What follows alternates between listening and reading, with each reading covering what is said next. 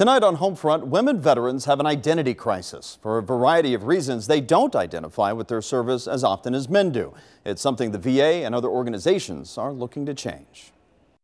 I joined the Army straight out of high school. Shirley May has spent more than 3 decades in service to her country, from active duty Army to the Army Reserves. Do you think that you identified as a veteran as much as, say, your male counterparts? Absolutely not.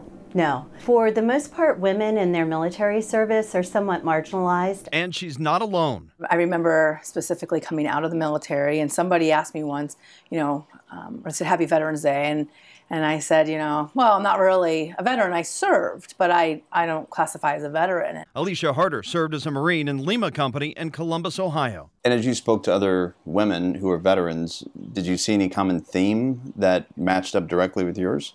I did. I think that if they were not a man, then they were not necessarily a veteran. Despite being a male-dominated environment, according to the DAV, women are the fastest growing group of veterans. What we found that when women veterans come back, especially from wartime deployments, they usually are reintegrating into the home if they're married, trying to reintegrate with their children.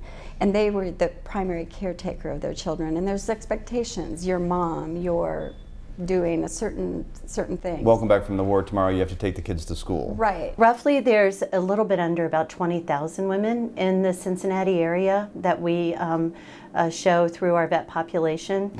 Unfortunately, we only serve about 3,000 of those women veterans here at the VA. The low numbers, perhaps in part, tied to the way women view their own service and their new civilian life. The mission changes. Exactly.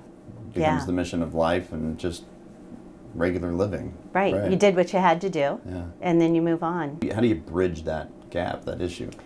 Well, I think as a community, and that we need to really recognize and embrace women for their service. Is it about encouraging women veterans to talk more about their experience? Yes. I guess we just didn't do it. We just don't say it.